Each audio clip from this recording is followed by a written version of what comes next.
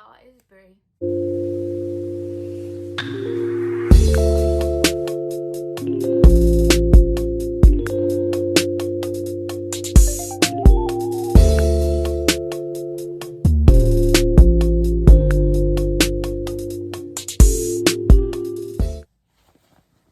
So, I'm going to I'm gonna tell a story while I'm folding on my clothes, right? And this is a story about me basically like, okay, see, I have talked to and I have been around some strange situationships. Okay, and this is a topic of a situation that, like, you know, he was a really nice guy. So I'm gonna tell you the story of what happened, right? At first I thought I liked this dude, but I don't think so. But okay, I'm gonna tell you the story, right? It was last summer, I think. Yeah, I think it was last summer. And I had hung out with this dude. I can't remember his name. But basically we was talking. Facebook got this little thing where you can like talk to people or whatever. So Brianna did it. You know? I ain't mean nothing bad. I just was doing it to meet people, I guess. So, yeah, so the dude ended up meeting with me at my house. But we was outside in the car. Like, if I don't know you like that, you're not coming in my domain. You ain't coming in my house. So that was that. And you know, people who really know me know that I have a hard time. People really know me know I have a hard time moving around the best way that I want to.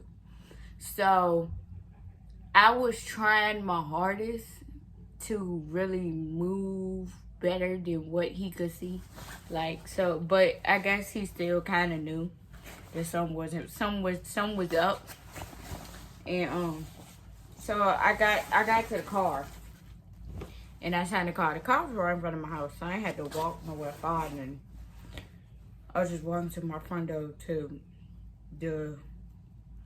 the end of the concrete or whatever. And I can't remember his name. I think it's that with a K, but I can never remember his name. And he was talking to me. He said he was asking me for what was that good, like was that okay or whatever. And you know, I told him I was okay. That's what I tell everybody. And so I said, yeah, I'm good. And he was like, I saw you walking and it reminded me of my mom. He said my mom has multiple sclerosis. And I was like, to me, I'm like, wait a minute. Because I was thinking, like, I got multiple sclerosis. So, we was talking for a little bit. We was, like, we was kind of, like, exchanging stories or whatever. Like, how it was. And he was telling me how his mom is. And, you know, how she dealing with it and stuff like that. And, yeah. And he was kind of, like, it was kind of good to talk to somebody who kind of understood. I mean, it's nothing wrong with talking to people who don't. But sometimes it gives you a breath of fresh air to communicate with somebody who kind of understands how you feel and what you mean and who's been through situations similar to what you have. So, even though he doesn't have it, his mom has it, but he's been around it. Like, you know, he's not a stranger to it. So initially I was thinking like, oh, okay, so if this was to go further, this would be up my alley because he kind of knows You know, he's kind of familiar with the whole thing. You know, it's like some things I wouldn't have to explain to him because he already knew. Because his mom had it. So, that was, I really like that. And so, yeah, so we ended up hanging out probably like about an hour or whatever. We was in the car. He was showing me music. You know, we was just chit-chatting. You know, we was talking more about the health thing. It's like, it was nice. It was nice. It gave me a breath of fresh air yeah, it just gave me a breath of fresh air. And it was nice. And then when we were leaving, because he had to work in the morning, so he said that he had to leave. And I was like, okay. And when I was getting ready to step out of the car, right? Let me tell you this. I gotta brace myself to tell this part of the story. When I was opening my door, I looked up, and I seen this dude looking at me. So I looked behind me, like, how this dude walked to the other side of the thing that fast? I didn't even know. Like, the door was closed and everything. I didn't hear the door close, none of that. So I was like, okay. So, he said, I'll carry you. And mind you, baby, let me tell you something. This man carried me to my house, like bridal style. Like, he carried me to my house. And I don't know if it's because, like, he was like, I don't want you to strain yourself too much, so I'm gonna carry you to your house. And I was like, that was so sweet to me, like, but, you know, after that, I never heard from him again. But I don't think, I think I was to meet him for a specific reason. I don't think I was supposed to meet him to continue talking to him.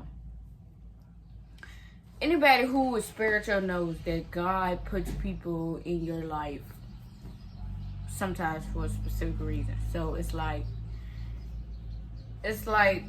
I used to think sometimes that I was alone and that no one could relate, or no one knew what I was going through, no one knew what I was feeling. And, you know, that night I knew that I wasn't alone. So it was like, I think he was there to show me and teach me something. So I don't think he was put into my life for me to, like, date or me to, you know, of that nature.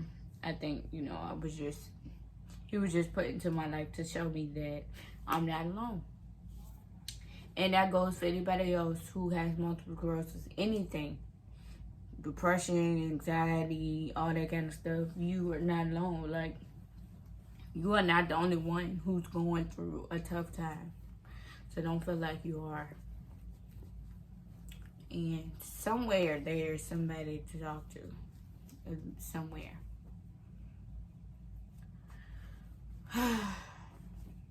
I love clean clothes.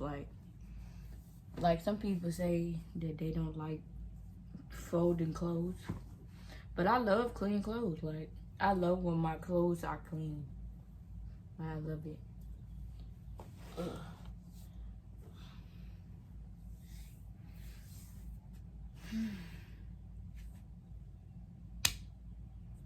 But this video was short. It's like I'm trying to learn how to stretch my stories out a little bit longer. But anyways, thank you for clicking on my video. Like, comment, and subscribe. It definitely would mean a lot if you're here. Like, you can watch my stuff, but at least let me know that you're watching. Like, don't be hiding. Like, let me know something. But yeah, like, comment, subscribe. I would really appreciate it. And I'm going to fold the rest of my clothes and put them away. I kind of want it out and turn my fan on because it's hot.